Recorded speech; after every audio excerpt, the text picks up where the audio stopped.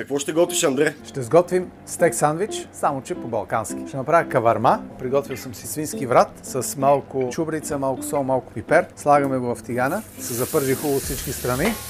Ето така. Слагаме малко лук, малко люти чушки, разбира се, по-балкански. И нормална чушка. Да усолиме леко.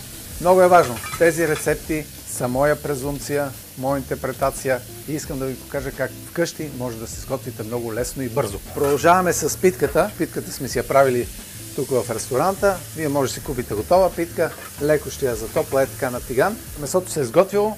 Добавяме малко чери домати. Може и нормални домати да си добавите.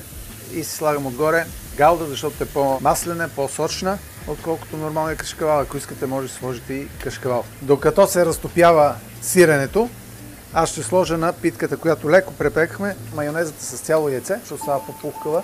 Пасирате малко лимон, малко кучица сол, пасатора, олио и сте готови. И разбира се, сандвич без майонеза аз не харесвам. Хубаво ни се стопи сиренето, трупате върху сандвича. Виждате, става чудно. Слагаме отгоре, бързо и лесно, един балкански стек сандвич. И ако някой се чуди как трябва да се яде, в Щатите има даже табели и знаци.